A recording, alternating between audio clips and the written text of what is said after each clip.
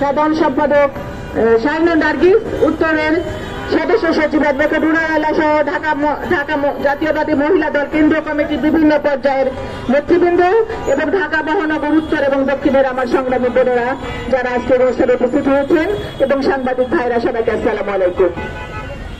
আমি প্রথমে শ্রদ্ধার সাথে স্মরণ করছি বহুদলীয় গণতন্ত্রের প্রবক্তা, স্বাধীনতার মহান ঘোষক, বীর মুক্তিযোদ্ধা, বাংলাদেশের প্রথম রাষ্ট্রপতি শহীদ প্রেসিডেন্ট জিয়াউর রহমানকে।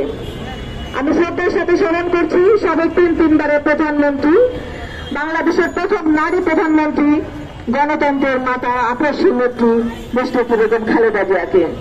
আমি শ্রদ্ধার সাথে স্মরণ করছি ভারপ্রাপ্ত চেয়ারম্যান, যার অক্লান্ত পরিশ্রমে সারা বাংলাদেশের প্রতিটা নির্যাতিত পরিবারের পাশে আমাদের জাতীয়তাবাদী দল দাঁড়াতে পারছে এবং এই আন্দোলন, জুলাই বিপ্লব আন্দোলনে বলিষ্ঠ ভূমিকা রেখেছে দেশ বরেণ্য নেতা জনাব তারেক রহমানকে। প্রিয় ভাই এবং বোনেরা যারা আমার কথা শুনছেন, আসলে কার কথা বলবো? এই যে আসিয়াকে কি নির্মম ভাবে একটা যারা না দেখেছে তারা বুঝতে পারবে না যে কি মর্মান্তিক ভাবে তাকে নির্যাতন করে হত্যা করা হয়েছে। আসিয়ার যে ধর্ষক করেছে, ধর্ষক যে তার বোনের স্বামী, বোনের শ্বশুর এবং অবশ্যই ধর্ষক তার বোনের শাশুড়িও। আমি সেই শাশুড়িরও বিচার চাই।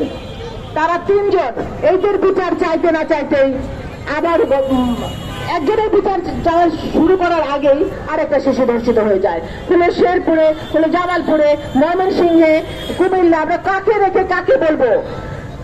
একটা কথা আছে না, সর্বাঙ্গে ব্যথা ওষুধ দেব কোথা। তো এইটা ধর্ষকের বিচার চাইবো আমরা।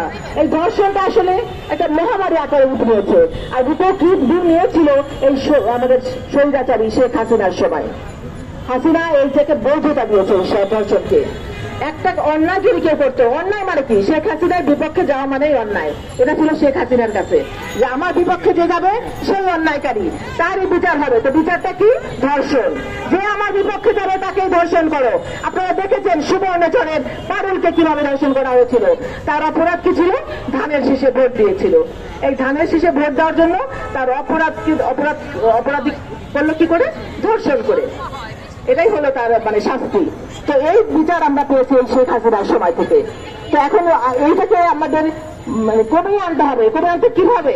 এখন যে সরকার যারা এসেছেন, আমি অনুরোধ করবো তারা অবশ্যই এই যে গণধর্ষণ হচ্ছে, যে ধর্ষণ হচ্ছে প্রতিনিয়ত, প্রতিদিন কয়টা করে ধর্ষণ হচ্ছে, আপনারা যদি একটাকে বিশ্বমান একটা শাস্তি দিতে পারতেন তাহলে অবশ্যই ধর্ষণকারীরা 10 বার এত চিন্তা করতো।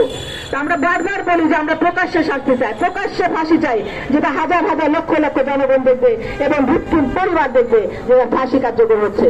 এখন আমাকে অনেক সাংবাদিক বলেন যদি আইনে কাভার না করে, আইনে যদি কাভার না করে ইসলামিক আইনে করুন আপনারা। ইসলামী আইনে আছে যে জনের সম্মুখে তাকে পাথর মেরে মৃত্যুদণ্ডে কার্যকর করা হবে। তাহলে তাই করুন, জনগণের হাতে ছেড়ে দিন, জনগণ তাকে তাই করবে। ইয়ামেনে ওটা হয়েছে, মৃত্যুদণ্ড কার্যকর হয়েছে শিশু ধর্ষণ করার জন্য। তা আমরা যদি এটা প্রতিবাদ তো আমরা করবো, কিন্তু আপনারা যদি কার্যকর না করতে পারেন তাহলে তো দেশের সুষ্ঠু বিচার হবে না। আর ধর্ষণ প্রতিনিয়ত বেড়েই যাবে, বেড়েই যাবে, বেড়েই যাবে। যেভাবে বাসের মতো ধর্ষণ করা হয়েছিল ওই একজন নার্সকে, ধর্ষণের শিকার হয়েছিল আরেকটি মেয়ে, যে সারা দেয়নি জন্য তার কান কেটে নিয়েছিল। কত নিয়ত আমাদের এই ওয়ার্ডেতে একটা ছোট শিশু বাচ্চা ধর্ষিত হয়েছিল ওই বিল্ডিং এর একজন ধর্ষক দ্বারা। তো এই যে ধর্ষকগুলো যে লুকিয়ে আছে আমাদের মাঝে, এদেরকে তো খুঁজে বের করতে হবে। এদেরকে খুঁজে বের করে একটা একটা করে